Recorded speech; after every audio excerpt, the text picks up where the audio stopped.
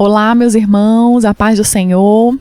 Que alegria estarmos juntos mais uma vez nesse encontro da Escola Bíblica Dominical, nesse trimestre, em especial que nós estamos falando sobre a fragilidade humana e a soberania divina, o sofrimento e a restauração de Jó, esse homem tão inspirador, que tem uma história de vida com tantos episódios tristes, difíceis, enfrentou tantas dificuldades, mas que tem tanto a nos ensinar, E ao longo desse trimestre nós estamos meditando acerca deste livro, e hoje na lição 7 nós vamos falar sobre a teologia de Bildade. Se há sofrimento, há pecado oculto? Então vamos fazer uma oração para nós iniciarmos, amém? Maravilhoso Deus, eterno Pai que está no céu, nós te louvamos, Senhor, e te agradecemos por mais esta oportunidade que o Senhor nos concede de meditarmos na Tua Palavra, Senhor, de nos reunirmos como irmãos, como igreja, para aprendermos mais de Ti, Senhor, nesta escola bíblica dominical, essa escola tão maravilhosa, meu Deus, porque tem a Tua Palavra, Senhor, como doutrina. E nós te agradecemos por esta rica oportunidade, pedimos que o Senhor ministre ao nosso coração, nos ensine as verdades da tua Escritura, Pai, e nos ajude a colocar em prática aquilo que o Senhor tem para nos ensinar hoje. Em nome de Jesus. Amém. Amém. Glória a Deus. Então, meus irmãos, na lição de hoje, lição 7, a gente vai estudar sobre a teologia de Bildade. Se há sofrimento, há pecado oculto? É o questionamento que a lição nos traz, E o texto áureo da lição diz assim: se teus filhos pecaram contra ele, também ele os lançou na mão da sua transgressão. Está em Jó, capítulo 4, versículos 7 e 8. E a verdade prática, ela já responde à pergunta inicial, A pergunta inicial é: se há sofrimento, há pecado oculto? E a verdade prática, ela diz: a existência do sofrimento não quer dizer que haja pecado oculto. É sobre isso que a gente vai meditar ao longo desse tempo aqui que estaremos juntos, A leitura bíblica em classe está em 3 capítulos diferentes do livro de Jó. Jó capítulo 8, versículo do 1 ao 4, capítulo 18 do 1 ao 4 e o 25 do 1 ao 6. Por que esses 3 capítulos? Porque Bildade é o segundo amigo de Jó que se pronuncia. Ele vai falar exatamente 3 vezes. Ele vai falar com Jó em 3 momentos diferentes e a gente vai ver qual é o tom desse discurso dele em cada momento que ele se pronuncia, certo? Então vamos ler aí Jó capítulo 8, versículo do 1 ao 4, que diz assim: então respondeu Bildade, o suíta, e disse: até quando falarás tais coisas, e as razões da tua boca serão qual vento impetuoso? Porventura perverteria Deus o direito e perverteria o Todo-Poderoso a justiça? Se teus filhos pecaram contra ele, também ele os lançou na mão da sua transgressão. Jó capítulo 18, do 1 ao 4. Então respondeu Bildade, o suíta, e disse: até quando usareis artifícios em vez de palavras? Considerai bem, e então falaremos. Porque somos tratados como animais e como imundos aos vossos olhos? Ó tu que despedaças a tua alma na tua ira, será a terra deixada por tua causa? Remover-se-ão as rochas do seu lugar? A gente percebe que nesse segundo momento o tom já está um pouquinho mais rígido, um pouco mais firme e crítico, o tom de Bildade. E em Jó 25, do 1 ao 6, diz assim: então respondeu Bildade, o suíta, e disse: com ele estão domínio e temor. Ele faz paz nas suas alturas. Porventura tem número os seus exércitos? E para quem não se levanta a sua luz? Como, pois, seria justo o homem perante Deus? E como seria puro aquele que nasce da mulher? Olha, até a lua não resplandece, e as estrelas não são puras aos seus olhos. E quanto menos o homem, que é um verme, e o filho do homem, que é um bicho. Então, nesse terceiro momento aqui que Bildade fala, a gente vê que ele vai falar um pouquinho sobre os atributos de Deus na visão dele, E também, mais uma vez, já mais firme, mais crítico com Jó. nos objetivos de hoje, né? Quais são os objetivos que temos para a lição de hoje? O objetivo geral é mostrar que nem sempre o sofrimento é consequência de um pecado oculto, como pensava Bildade. E os específicos, os objetivos específicos são destacar o argumento de Bildade, que contrastava com o pecado com o caráter santo e reto de Deus, explicar a concepção de Bildade que associava o pecado à quebra da moralidade religiosa e, em terceiro, esclarecer a argumentação de Bildade que contrapunha a pequenez humana com a grandeza de Deus. Então vamos lá, a introdução da nossa lição, né? A introdução vai fazer um resumo do que a lição de hoje traz, né? Que é exatamente a teologia desse segundo amigo de Jó, Bildade, né? O que ele entende por Deus, como é que é o pensamento dele a respeito do sofrimento, né? Da fragilidade humana, se há sofrimento na opinião dele, certamente há pecado oculto e não tem outra explicação para isso. E eu pesquisei um pouquinho algumas curiosidades, né, numa lição que eu havia assistido do professor Francisco Maia, que ele falou um pouco as características de Bildade, né. Uma coisa interessante é o significado do nome dele, né. O nome de Bildade no hebraico significa filho da contenda. E aí, quando eu vi esse significado, eu disse, eita Jesus, um nome que já tem essa tradução, né? Filho da contenda. Bildade, como a escritura mesmo fala, né? O texto que nós lemos fala, ele era descendente de Suá. Ou seja, Suá era um dos filhos de Abraão com Quetura. Então, Bildade era descendente de Suá, um dos filhos de Abraão com Quetura. E a teologia de Bildade é principalmente uma teologia histórica e tradicionalista, ou seja, é baseado pura e simplesmente na tradição, nas experiências pessoais de Bildade até aquele momento, né? Ele se apega à tradição e às experiências espirituais para explicar, para encontrar uma razão para aquele sofrimento tão terrível de Jó. E quando a gente vê, né, os discursos dos amigos de Jó, é importante a gente fazer uma reflexão, né? Até mesmo se colocar no lugar, porque muitas vezes nós nos comportamos dessa maneira. Quando algo acontece na nossa vida, quando a gente enfrenta uma dificuldade, quando a gente recebe uma resposta que não era aquilo que a gente esperava, um diagnóstico difícil, enfrenta uma situação complicada, a nossa tendência natural é querer saber os porquês. Né? A nossa tendência natural é nos questionar por que isso? O que foi que eu fiz para merecer? Por que eu estou passando por isso? E os amigos de Jó, eles estavam simplesmente querendo responder aos porquês. Né? Eles estavam querendo a explicação para aquele cenário tão difícil que Jó estava enfrentando. Né? Em nenhum momento a Bíblia fala que eles eram amigos falsos, né? Amigos maus de Jó. Não, eles eram amigos de Jó. Eles queriam o bem, eles queriam o melhor para Jó.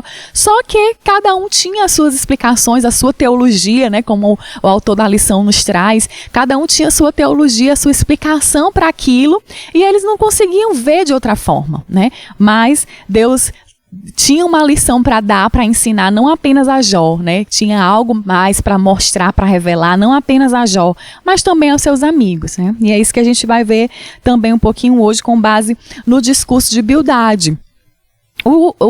Esse segundo amigo de Jó, Bildade, ele apoia a sua filosofia sobre a observação, né? Como eu falei, nas experiências pessoais, na tradição. Suas 3 falas podem ser resumidas da seguinte forma. A primeira fala, né, no capítulo 8, é um apelo. Ele começa dizendo, até quando você vai falar desse modo?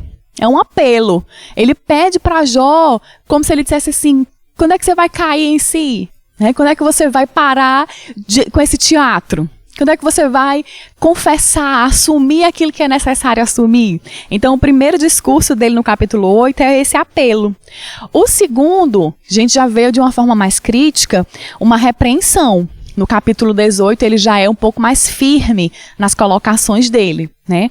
E o terceiro é como se fosse uma fuga, né? Um resumo, ele já está meio que exausto de tantos argumentos e Jó responde, contrapõe os argumentos dele, e aí ele resume, são poucas palavras no capítulo 25, você vê que você vai observar que são menos versículos, né? É um discurso mais breve, de fuga, ele já está ali encerrando o assunto, como que quando eu li, eu fiquei pensando, Bildade é aquele tipo de pessoa que ele quer dar a última palavra, né?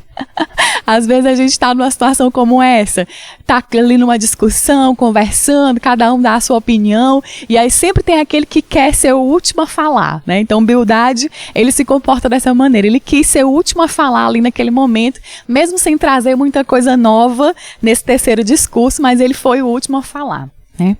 E a gente pode descrever Bildade e seus conceitos de forma condensada da seguinte forma: a sua perspectiva de vida é caracterizada e limitada pela tradição, né? E aí eu convido você a abrir a Bíblia em Jó, capítulo 8 e versículo 8, que deixa bem claro esse aspecto, né, de Bildade, que ele buscava, ele se prendia simplesmente à tradição. Jó, capítulo 8, versículo 8 diz assim: pergunte às gerações anteriores e veja o que os seus pais aprenderam. Aí o 9 diz: pois nós nascemos ontem e não sabemos nada, nossos dias na terra não passam de uma sombra. Então deixa bem claro que Bildade se apegava ao quê? À tradição, né? Veja, pergunte às gerações anteriores, veja o que os seus pais aprenderam, né? Então é bem forte, é bem marcante isso, né, na vida de Bildade, né, no discurso de Bildade. E é interessante a gente analisar cada um desses discursos, né, como temos estudado até aqui, continuaremos ainda alguns capítulos desse trimestre, é que o discurso de cada um dos amigos de Jó, a gente pode retirar verdades, né? Tem verdades contidas ali, né? Tem coisas que se aproveitam ali, só que se misturam com coisas que não devem ser aproveitadas, né? Que não são verdade absoluta, e a verdade é só uma. E muitas vezes o que a gente vê, né, quando em alguém que defende, né, certas filosofias, certas crenças, são uma característica marcante são utilizados trechos de verdade, né? Muitas seitas, muitas religiões por aí afora se aproveitam de algumas verdades contidas no Evangelho, mas aquilo ali não é a verdade pura e simples, né? Então por isso que a gente precisa ter muito cuidado ao avaliar, ao estudar esse capítulo, né? Para a gente entender que por mais que algumas coisas pareçam sim ter razão, em alguns momentos da nossa vida a gente vai aplicar aquilo, mas de uma maneira geral e completa, aquilo ali não é a verdade, né? Não vai servir para nossa vida, certo? Então, Bildade, ele se apega fortemente à tradição e ele está preso a uma visão rígida da providência. É uma visão muito rígida da providência. Em Jó, também no capítulo 8, a gente vai ver isso, né? Eu destaquei aqui os versículos 20 e 21, que diz assim: pois o certo é que Deus não rejeita o íntegro e não fortalece as mãos dos que fazem o mal.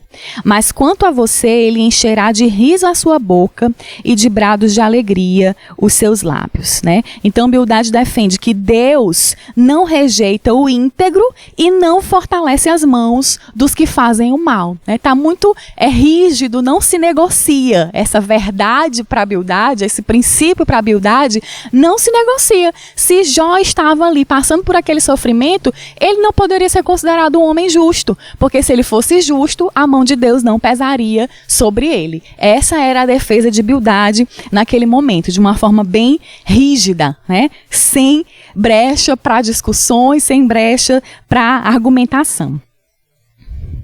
Ok? Então, o resumo da introdução é esse, né? Como está aí no slide. Ele apresenta o caráter justo e reto de Deus em contraposição ao suposto pecado oculto de Jó. A defesa dele é essa. Se Jó estava passando por aquilo, ele tinha um pecado oculto que ele precisava revelar. Ele precisava confessar para encontrar a graça, para encontrar o perdão de Deus.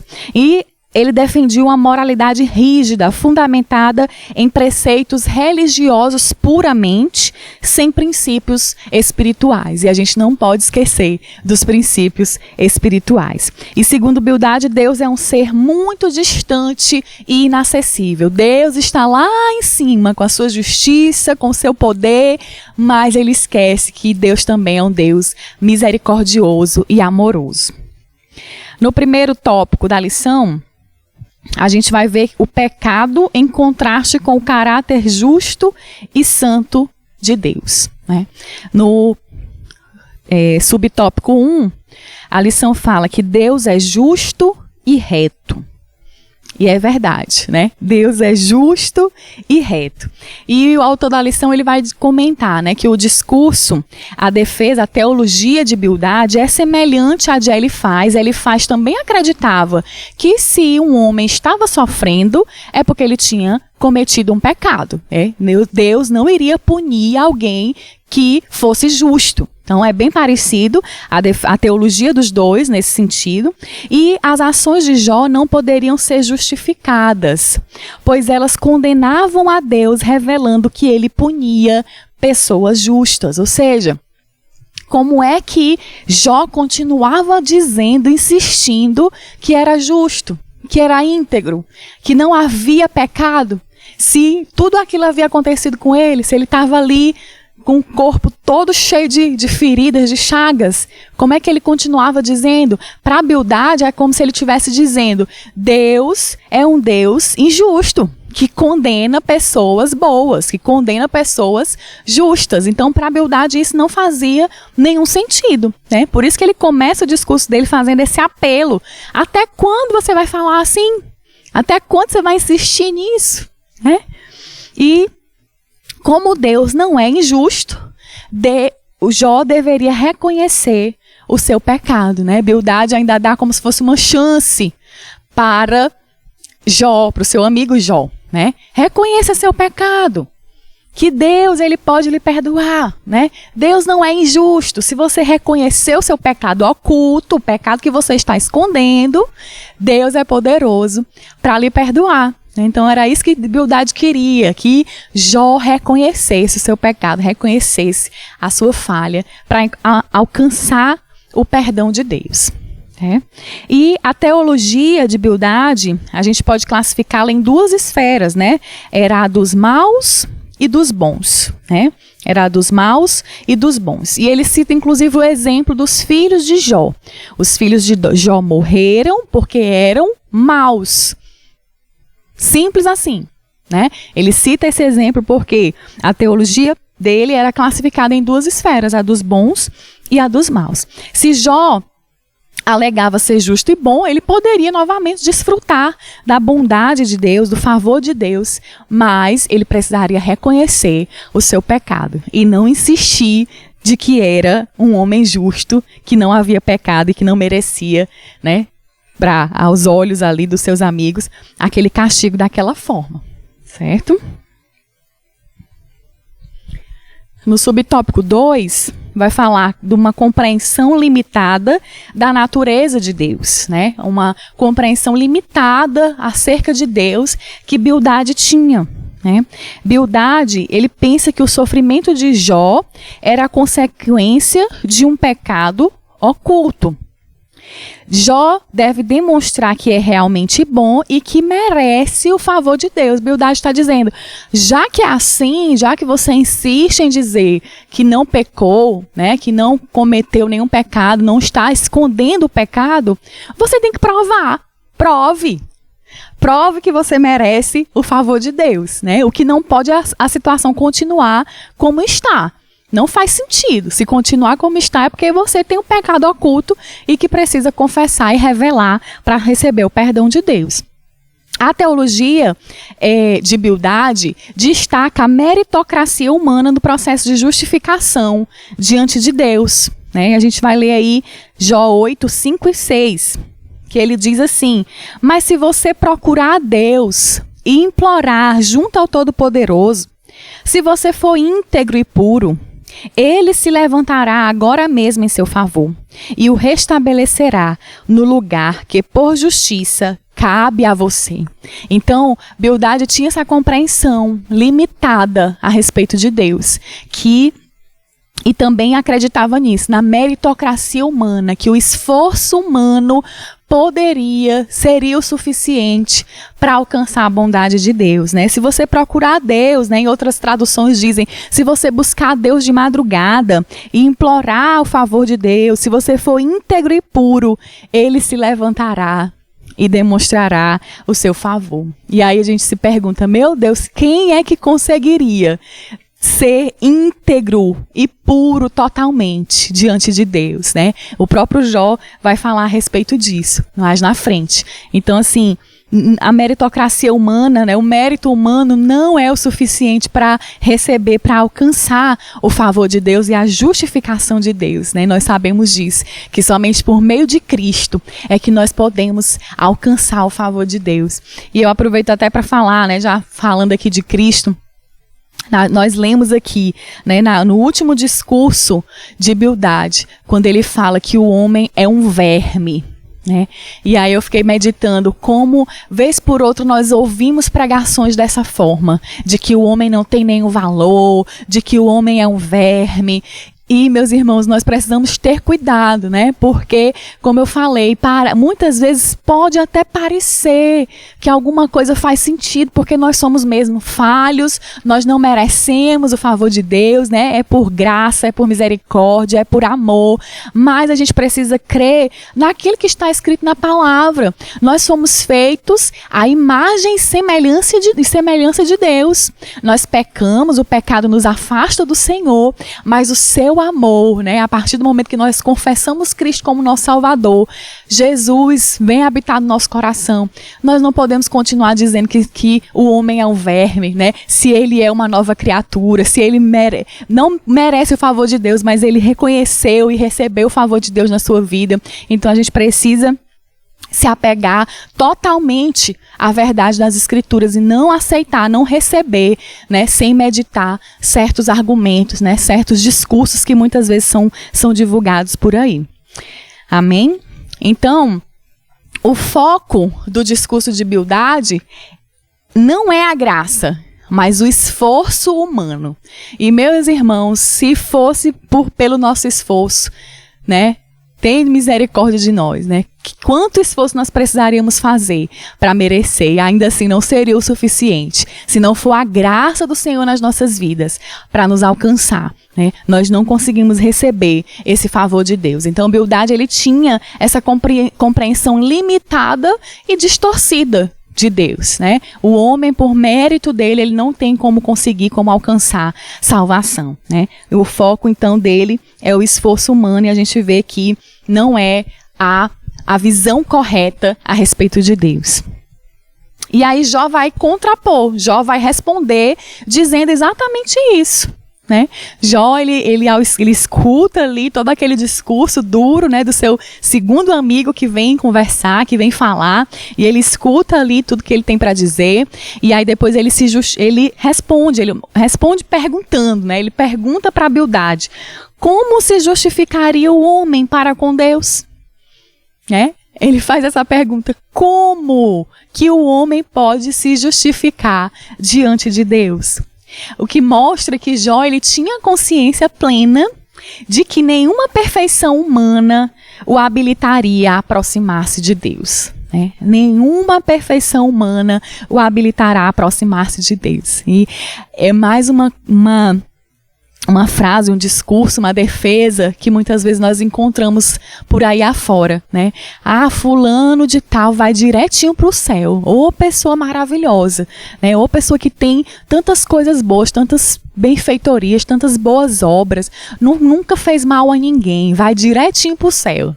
A gente já ouviu muito isso, eu creio que você também já tem ouvido muito isso, né? Mas a verdade é que o próprio Jó, o homem que o próprio Deus deu testemunho a respeito dele, de que, olha, tá vendo ali meu servo Jó? Vê como ele é íntegro, como ele é um homem justo, que se afasta do mal. O próprio Deus deu esse testemunho a respeito de Jó, mas o próprio Jó tem essa consciência de que nenhuma perfeição humana habilita o homem a se aproximar de Deus.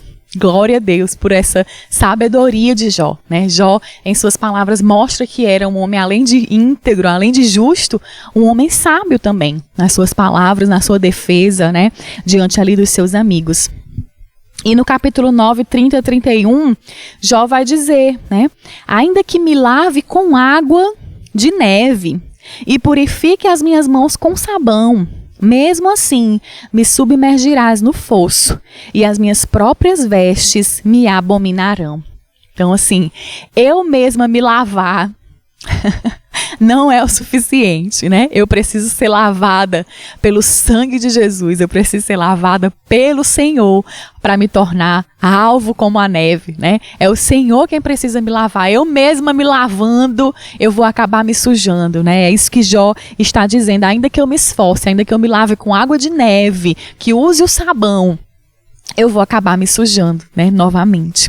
Então ele tem essa consciência, né, e aí fica muito claro, é uma linguagem poética que o Jó utiliza, né, um livro poético. A linguagem de Jó também nesse momento poética, né, ainda que eu me lave com água de neve e tal, mas essa linguagem está nos apontando para uma doutrina, né? A doutrina da santidade de Deus e da pecaminosidade humana. De fato, Deus é santo, Deus é justo, Deus é perfeito e o homem é imperfeito. O homem é pecador, né? O homem pecou um dia e o pecado acompanha aí essa herança, né? Acompanha aí todos os homens, todos pecaram e destituídos estão da glória de Deus, é o que a palavra de Deus diz, né? Então, Jó está ressaltando essa verdade nesse momento, né? Essa verdade, essa doutrina bíblica de que Deus é santo e que o homem sozinho, ele não tem condições de se justificar, né? De encontrar a graça e o favor de Deus por suas próprias obras, por seu próprio mérito, tá? Então, nem sempre o sofrimento é fruto de imperfeição moral ou pecado pessoal. Aí aqui a gente reflete a respeito de uma verdade, né? Todos pecaram e destituídos estão da glória de Deus. Por conta do pecado que entrou no mundo, por conta do pecado que, né, nos alcançou, nós já nascemos com essa herança do pecado, nós realmente, né, a humanidade sofre consequências, nós sabemos disso lá no Gênesis, quando Adão e Eva pecaram, Deus deixou bem claro ali quais seriam, né, as consequências daquele ato.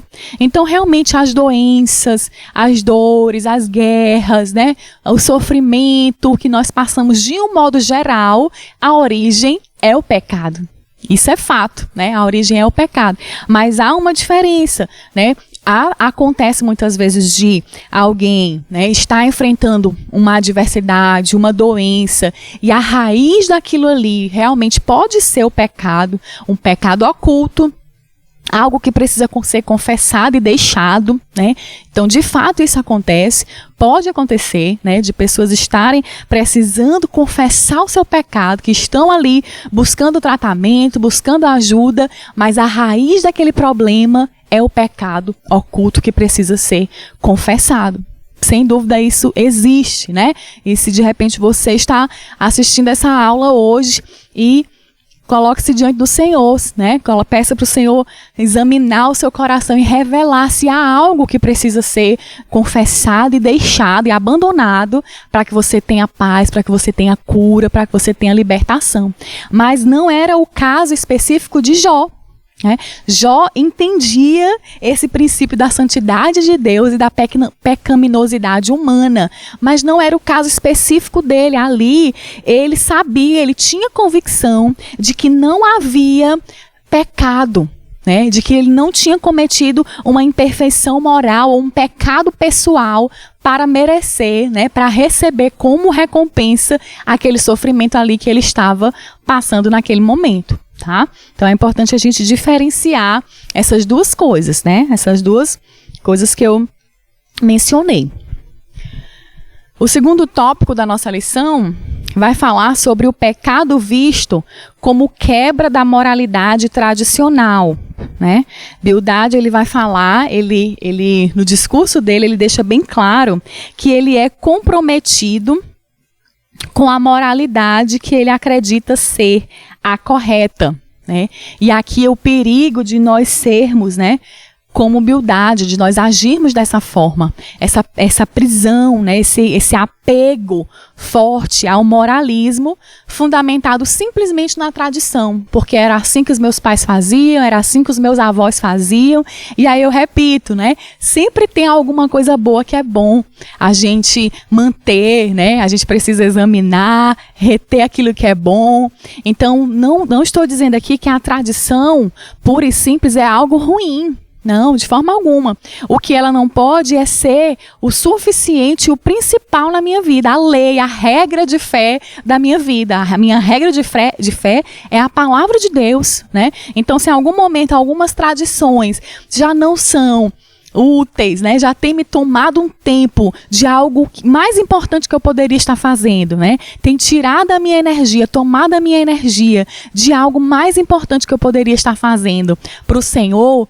É hora de rever. Será que eu devo manter essas tradições? Será que eu devo manter esses hábitos, né? Esses costumes? Ou é hora de fazer de um jeito diferente para alcançar o objetivo de Deus, né? Para aquele momento? Então, a gente não pode se apegar ao moralismo, né, à tradição, ao moralismo fundamentado na tradição puramente, né? Pelo contrário, a gente precisa se apegar totalmente à palavra do Senhor. E Bildade, ele era apegado ao moralismo por tradição. Né? A forma como os meus pais faziam, como os meus avós faziam, olhe para eles, olhe para o passado, né? Vejam como eles faziam, e aí a gente vê as coisas se atualizando, né? No sentido geral da tecnologia, da maneira de fazer as coisas de um jeito diferente, e como isso é bom para a gente, né? Agora mesmo, nesse momento de pandemia, a gente está aqui participando da Escola Bíblica Dominical, de forma virtual. Não é como os nossos pais faziam, não é como os nossos avós faziam, né? Mas hoje nós estamos fazendo, e é a palavra de Deus sendo pregada, né? É a verdade, as escrituras alcançando muitas pessoas que de repente não iriam a uma escola bíblica dominical, não iriam a um culto, mas agora estão sendo alcançados por meio dessa tecnologia, certo?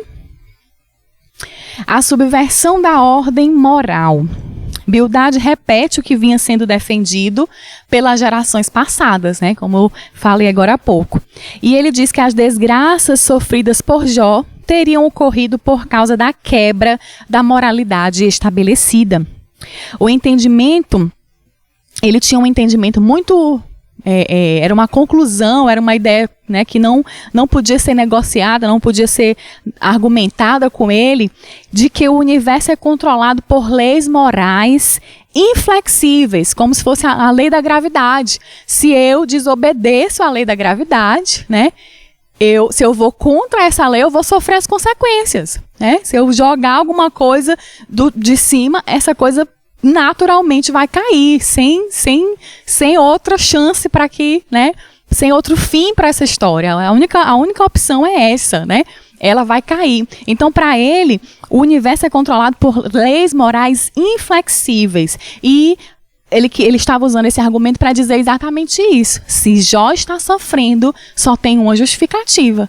É por conta de pecado oculto. Então, a lei moral dele era inflexível, mas como nós falamos, era uma visão, né, distorcida, incompleta a respeito de Deus para aquela situação. O entendimento de que a prosperidade dos maus se assemelhava a raízes cortadas de uma árvore que logo murcharão. Ou seja, a raiz, né, cortada de uma árvore, ela, na hora que ela é cortada, ela ainda tem vigor, ela, né, ainda tem vida, mas é só uma questão de tempo para ela morrer. O Bildade estava querendo dizer isso, é só uma questão de tempo. Não adianta, é só uma questão de tempo e vai ficar claro que é pecado oculto, que você escondeu o pecado, não tem como. Se a raiz está cortada, se você pecou, o juízo de Deus veio sobre a sua vida, né? Então, Bildade reforçava esse entendimento, né? Essa lei rígida, essa lei moral inflexível que ele defendia, e não adiantava Jó argumentar e repetir, né? Por mais amigos que fossem, Jó repetia, insistia que era um homem justo. Bildade não aceitava aquele argumento, aquele discurso de Jó, porque para ele não fazia sentido. A única verdade que ele conhecia era essa: se há pecado, né, se há sofrimento, é por conta do pecado oculto. Número 3, né? Contemplando a cruz. Aí a gente vai para o capítulo 19 do livro de Jó, que é um capítulo dedicado à defesa de Jó, né? Bildade fala, Jó se defende, Bildade fala novamente, Jó se defende de novo. E no capítulo 19, Jó vai se defender, né? Jó sabia que Deus atua em um universo moral e que tudo está sob seu controle. E eu acho interessante isso, meus irmãos, porque muitas vezes a gente pode se encontrar numa situação de precisar argumentar, de precisar dizer, precisar explicar a palavra de Deus, né? E às vezes a gente se angustia, por exemplo, pregando a palavra para alguém que não conhece a Cristo ainda. A gente se angustia porque a gente prega de novo e já está pregando há alguns anos e aquela pessoa ali não recebe, não entende. E a gente precisa se apegar a essa verdade de que tudo está sob o controle de Deus. Não somos nós, né, que convencemos ninguém, é o Senhor, é o Espírito Santo de Deus que convence o homem do pecado, da justiça e do juízo. Então, essa certeza é o que nos traz paz, é o que nos traz tranquilidade. Tudo está sob o controle de Deus, né? A gente pode olhar ao nosso entorno e ver, meu Deus do céu, parece que está tudo saindo do lugar, né? A política, né? Os andamentos, as decisões que estão sendo tomadas no mundo, né? Nas nações, e a gente pode olhar para tudo isso e pensar: meu Deus, está virando caos, né? Está tudo saindo do lugar. Mas a gente não pode esquecer que está tudo sob o controle de Deus. Glória a Deus. Ele continua sendo Deus. Ele continua tendo o controle sobre todas as coisas. E nós cristãos, principalmente, que conhecemos a palavra, não podemos nos assustar com certas notícias, né? Com certos acontecimentos, porque elas são simplesmente o cumprimento daquilo que a palavra de Deus nos ensina e nos revela, né? Então Jó, ele sabia que Deus atua em um universo moral e que tudo está sob o controle dele. Por mais que Jó não soubesse explicar, né, não soubesse dizer, convencer os seus amigos daquilo, ele tinha o coração dele tranquilo de que Deus estava no controle de todas as coisas. E isso é um ensinamento para nós neste dia. Ele estava convicto de que não havia quebrado nenhuma lei moral. Ele tinha certeza disso. E é importante essa questão da convicção, irmãos. Da certeza, da convicção. Porque às vezes a gente acha que tem certeza. Aí começa a conversar e fica: ai meu Deus do céu, será que eu tenho certeza mesmo? Será que o que fulano está falando não faz sentido, né? Então, a gente precisa ter convicção da nossa fé, daquilo que nós defendemos. E por mais que venham argumentos bonitos, né? Discursos em forma de poesia, cheios de teoria, cheios de, né, ciência, entre aspas, a gente não pode abrir mão da certeza que nós temos, da convicção que nós temos, de que a palavra de Deus é a verdade, né? Que a palavra de Deus, ela não está apta, né, para ser atualizada nesse tempo. Pelo contrário, ela é a palavra atual e sempre será, né? A palavra de Deus é o nosso manual de vida e continua sendo. Então, Jó, ele tinha essa convicção, por mais que os amigos falassem muito bonito, os amigos de Jó falavam bonito, falavam com eloquência, mas ele tinha convicção de que não havia quebrado nenhuma lei moral e ele permanece, né, convicto e defendendo até o fim. Mas naquele momento ele já estava disposto a abandonar toda tentativa de se auto-justificar.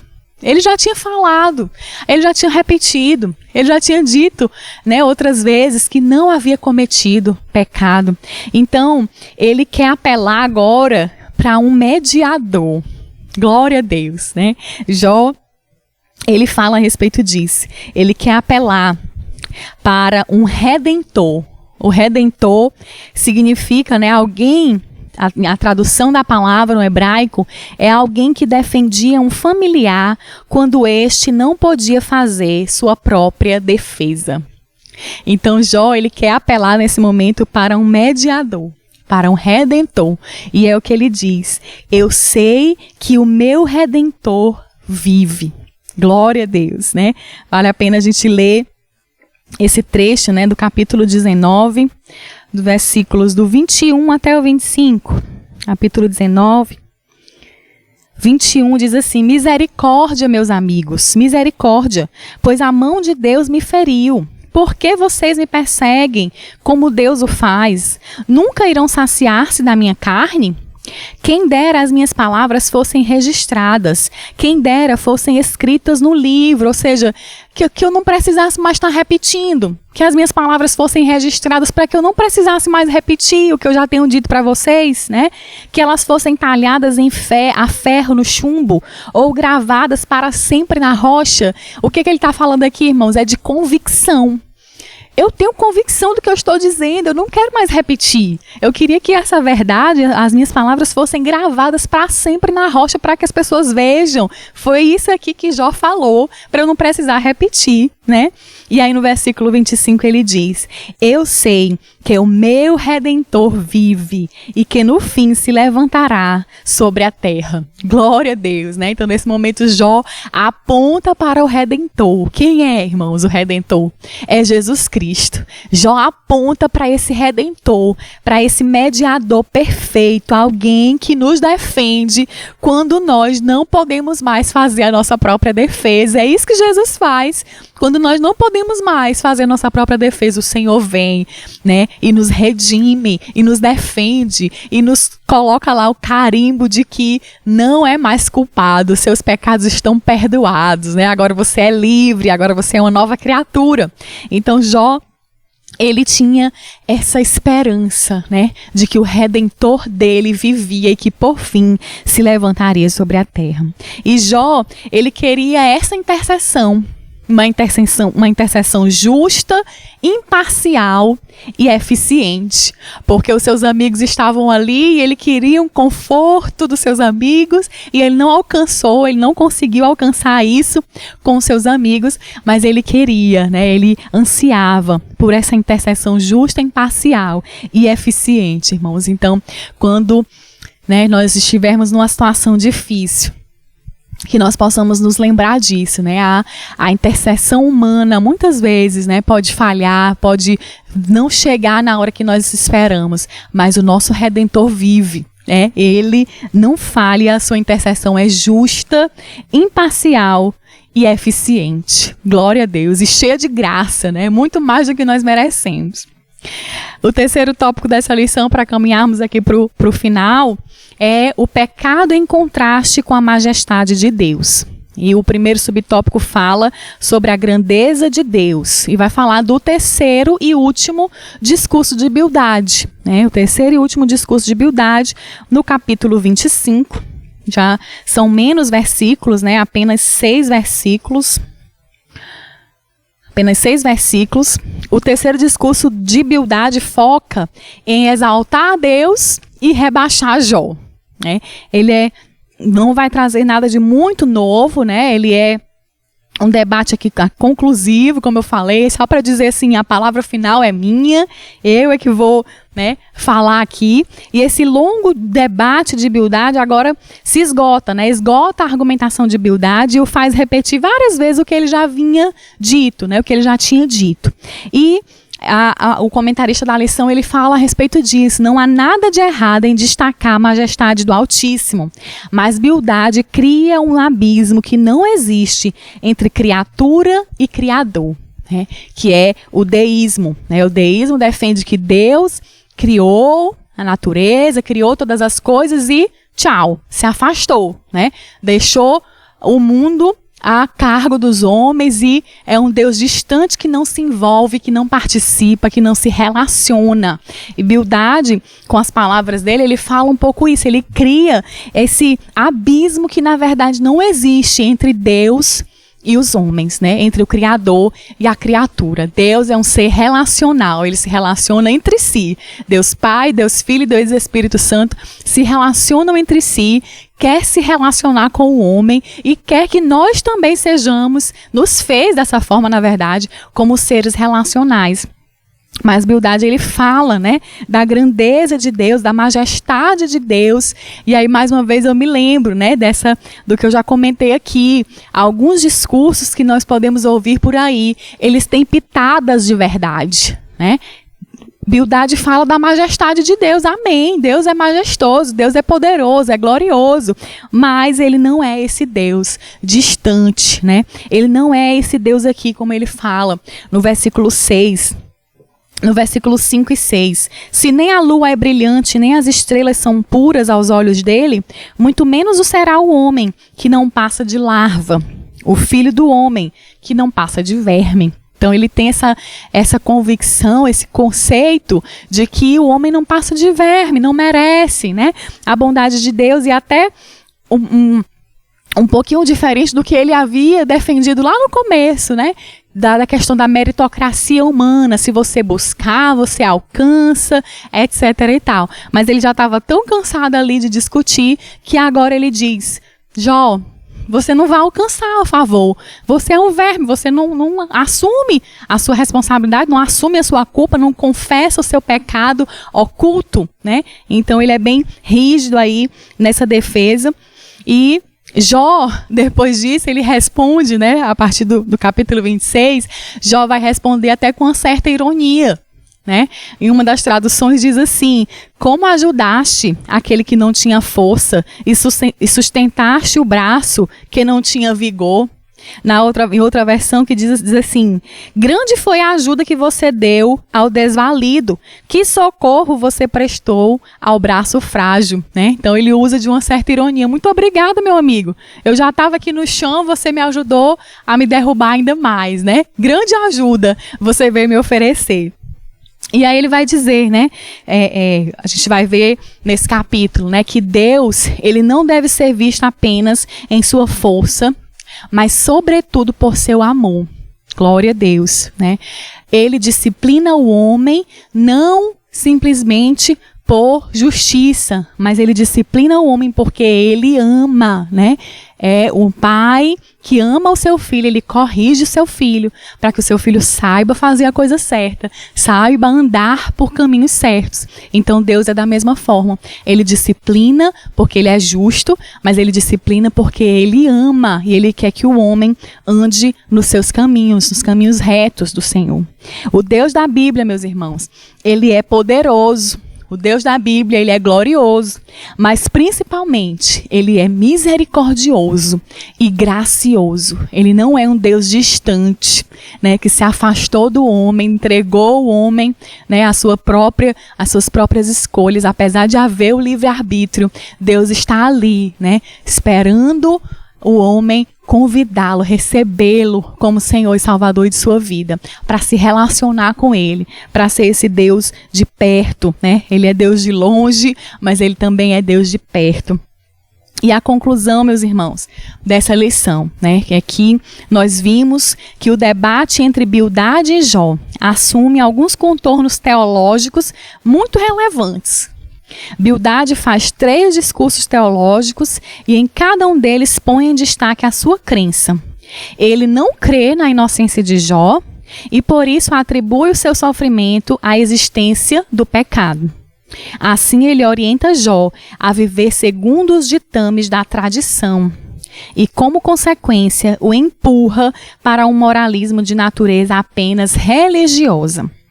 Por último, quando quer exaltar a grandeza de Deus a qualquer custo, acaba por criar um abismo intransponível entre o Criador e a criatura, né? Esse é o discurso, essa é a crença de Bildade, de que se há sofrimento, há pecado oculto, mas nós vemos aqui que nem sempre isso é verdade. É importante sabermos quando for verdade. Se há pecado oculto e há sofrimento, é importante que isso seja revelado, confessado e deixado.